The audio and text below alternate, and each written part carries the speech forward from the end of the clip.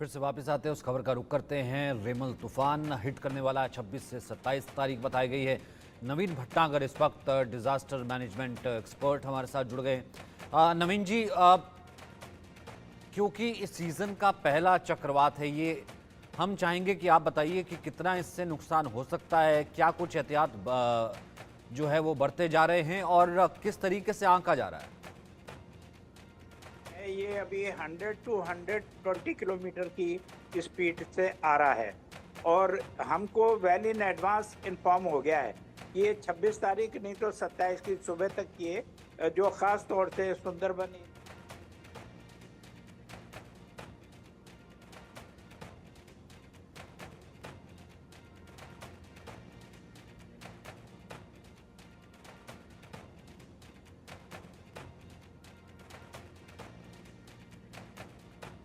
लगता है नवीन भटनागर सर तक आवाज़ जो है वो नहीं पहुंची है। अब रैनिक, ये क्या कोलकाता और आसपास के इलाकों तक भी इसका असर होगा?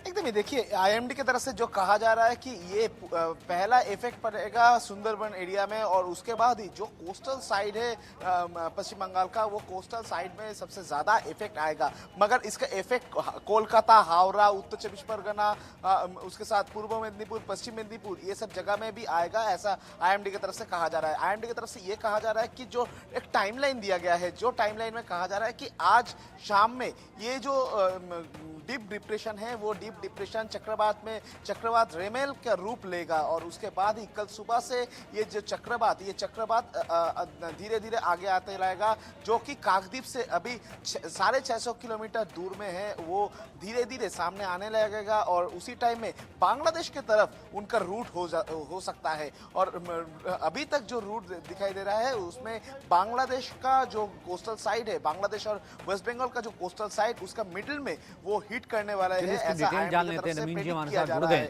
नवीन जी, अपनी बात आप पूरी कर सकते हैं।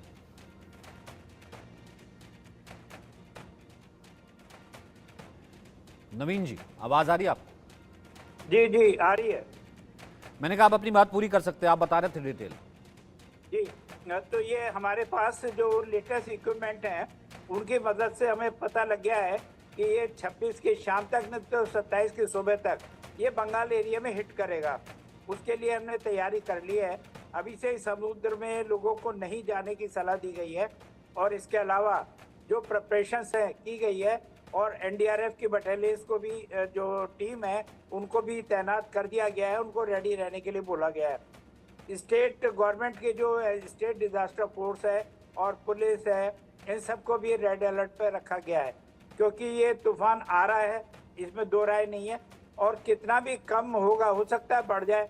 वैसे तो अभी 100 टू 120 किलोमीटर जो डेंजरस होता है उसकी स्पीड से आ रहा है, स्पीड बढ़ भी सकती है। और जब ये लैंडफॉल करेगा तो उस टाइम उस एरिया में जहाँ लैंडफॉल होगा बहुत ज़बरदस्त नुकसान करेगा, ख़ास तौर से फसलों को, जो जहाज़ खड़े हैं, जो डोंगी हैं, जो इसके अलावा जो आसपास के एरिया में जो मछली का उद्योग वगैरह, फिशरीज का जो उन्होंने बनाया हुआ है, ये सारा चीज़ डैमेज होगा।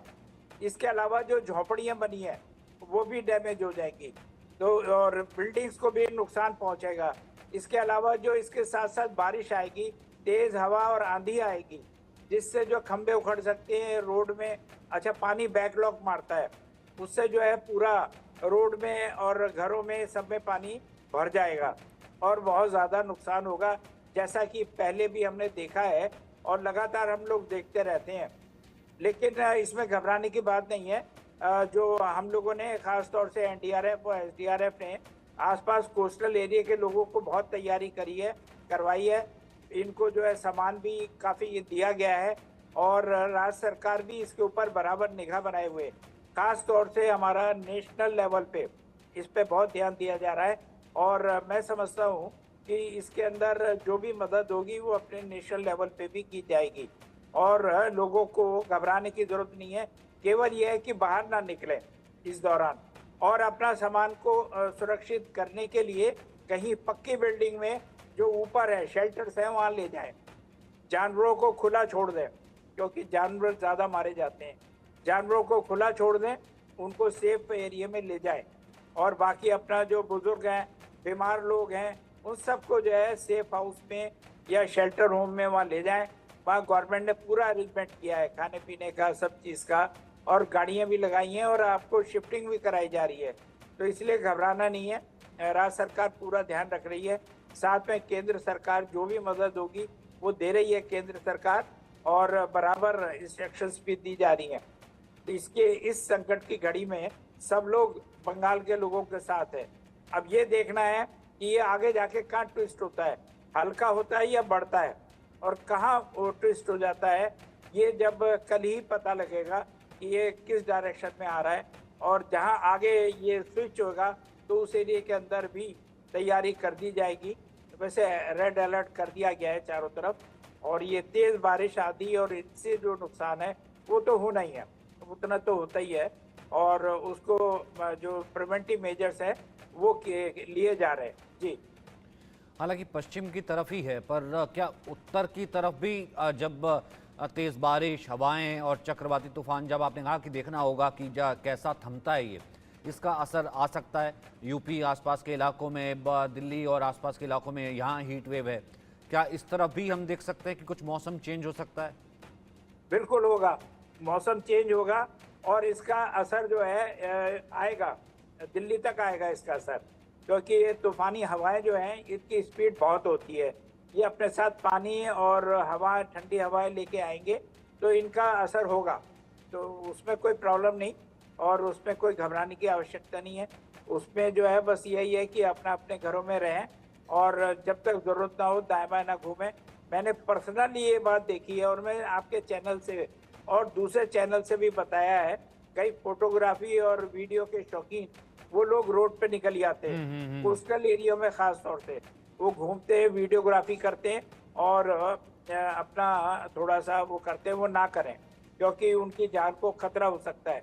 इसलिए घर में रहें और अपना सब प्रबंध रखें, दवाई का, खाने का, इन चीज़ों का, बुजुर्गों का, इन सब का ध्यान रखें। और मैं समझता हूँ कि बहुत तैयारी करी गई है, ये कोई नया काम नहीं है, पहले से ही तैयारी चल रही है। और यह बंगाल में तो अक्सर होता ही रहता है, इस टाइप के तूफान हर साल आते ही है। तो बाकी एक तरीके से अच्छा भी है और एक तरीके से बुरा भी है। तो अच्छा ये है कि थोड़ा सा अच्छी बारिश होगी तो आगे फसलों के लिए फ़ायदा है, लेकिन अभी जो नुकसान होगा उसके लिए सारी राज्य सरकारें सभी तैयार हैं और सभी मदद करेगी, इसमें कोई घबराने की बात नहीं है। जी शुक्रिया सर, हमारे साथ जुड़ने के लिए। रौनिक, आपका भी बहुत बहुत शुक्रिया।